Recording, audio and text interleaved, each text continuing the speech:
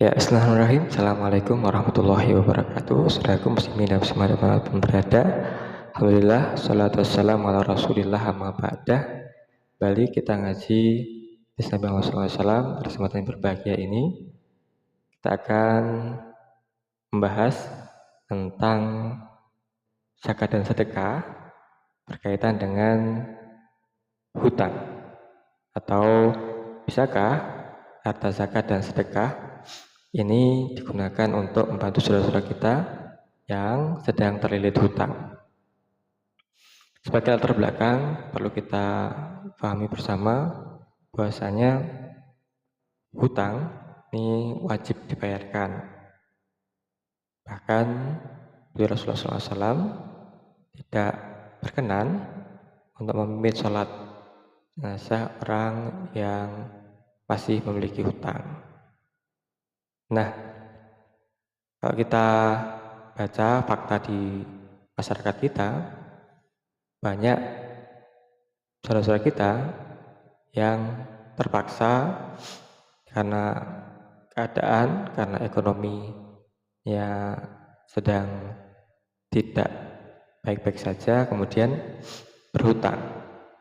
Nah, bolehkah kemudian ketika ada di antara saudara kita ini yang berhutang bukan untuk maksiat, berhutang karena untuk memenuhi kebutuhan sehari-hari, ini kemudian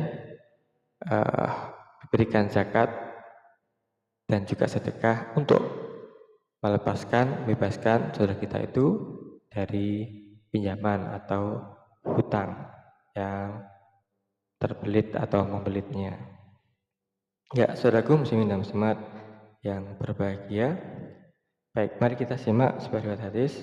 Bismillahirrahmanirrahim. Akhbarana Yahya bin Hubaib an Arabi an Ahmad an Harun ibnu Ri'ab qala hadatsani Kinanah ibnu Nu'aim wa akhbarana Ali ibnu Hujr wa lafdullahu qala hadatsana Ismail an Ayub an Harun an Kinanah ibnu Nu'aim an Qabisah ibnu Mukhariq qala tahammaltu hamalatan fa'taitu Nabi sallallahu alaihi wasallam fa sa'altahu fiha faqala innal mas'alata la tahillu illa lis-salasah rajulin tahammala bihamalati baina qaumin fa sa'ala fiha hatta yu'tiha thumma yumsik. Ya, artinya telah mengabarkan kepada kami Yahya bin Habib bin Arabi dari Hamad dari Harun bin Ri'ab, dia berkata telah menceritakan padaku Kinanah bin Nu'aim, demikian juga diriwayatkan dari jalur lain, telah mengabarkan kepada kami Ali bin Hujr dari lafaz ini miliknya, dia berkata telah menceritakan kepada kami Ismail dari Ayub dari Harun dari Kinanah bin Nu'aim dari Qabisah bin Mukhariq, dia berkata aku merasa terbebani dengan tanggunganku berupa diat atau hutang. Lalu aku mendatangi Nabi Muhammad SAW, aku bertanya kepada beliau tentang penyelesaiannya.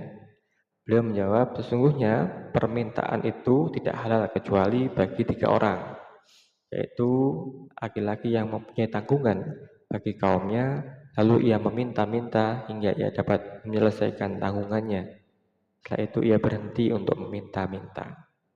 Baik. Apa yang bisa kita petik hikmah dari sini? Yang pertama tadi, jawab pertanyaan dalam latar belakang bahwasanya hutang yang ditanggung oleh seseorang ini boleh kemudian diambilkan bagian dari harta zakat. Karena di dalam zakat ini ada mustahik yang disebut sebagai al-gharim, yakni orang yang terlilit hutang. Nah, apa kriteria dari gharim tadi?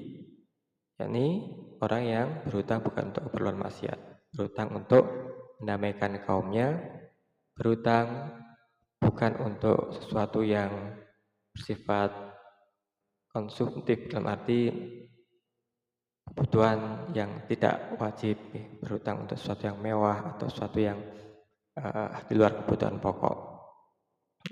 Nah, saudaraku muslimin dan muslimat yang berbahagia, akhir-akhir ini banyak kasus sih pinjaman online yang ini syaratnya sangat mudah, apalagi bagi orang yang sudah familiar dengan teknologi, dengan gadget, ya, aplikasi, karena pinjaman online ini memiliki kelebihan mudah dan cepat dibandingkan cara lama seperti minjam pada keluarga ataupun tetangga. Sayangnya kemudian ini justru membuat pengeluaran tidak terkendali. Jadi ada bunga, ada sanksi keterlambatan, dan lain sebagainya. Pada saat awalnya mungkin mudah pinjamannya, tapi pada saat transaksi ataupun administrasinya ini bisa dikatakan awal yang memberatkan semacam itu. Dalam data Otoritas Jasa Keuangan mencatat bahwasanya pinjaman online baik itu melalui jasa penyedia ataupun pay letter ini meningkat dari tahun ke tahun dan peningkatannya sangat signifikan. Ya. Tahun 2004 disebut meningkat 31,45%, hingga pinjaman online ini tercatat 6,47 triliun. Jadi, yang meminjam secara online pinjol.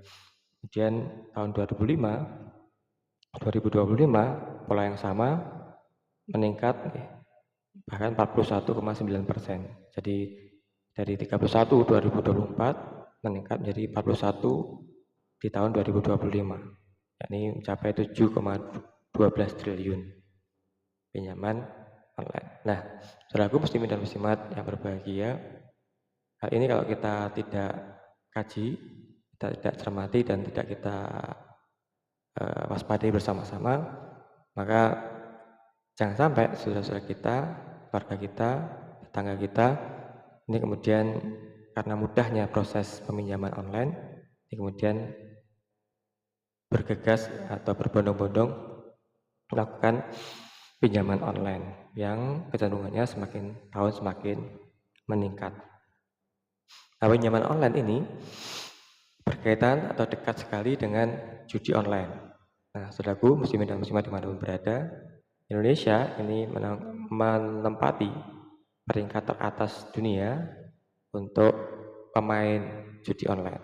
Kalau negara lain mungkin di bawah ratusan ribu, Indonesia sudah di angka 200.000 lebih di tahun 2024. Jadi ranking pemain judi online, slot dan gacor di Indonesia ini peringkat pertama.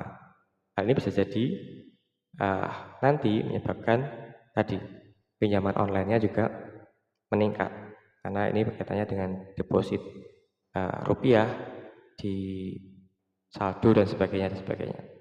Nah, inilah kita sebagai umat Islam perlu berdoa, perlu ikhtiar bagaimana keluarga kita, saudara-saudara kita, tetangga kita, muslimin semuanya ini tidak berhutang hanya untuk melakukan satu kegiatan yang kaitannya dengan judi online. Karena judi online atau judi offline pun ini sifatnya, akibatnya adalah adiktif. Artinya jadi candu.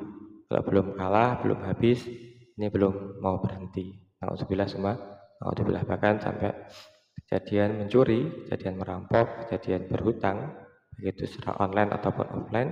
Nah, ini akibatnya adalah terpuruknya ekonomi, bertambah miskin, bertambah bangkrut. Alhamdulillah semua, alhamdulillah. Dan ini tidak termasuk yang ditanggung atau yang bisa diberikan harta bagian dari zakat, yang maknanya gorim tadi adalah berhutang, orang memiliki hutang, terlilit hutang bukan untuk kepentingan keperluan maksiat. Jadi untuk mendamaikan kaum, untuk kebutuhan yang pokok, untuk fisabilillah, kemudian berhutang, ini bisa diambilkan hutangnya tersebut masuk dalam kategori gorim yang berhak menerima zakat. Sementara untuk perjudian ini tidak. Baik, yang kedua,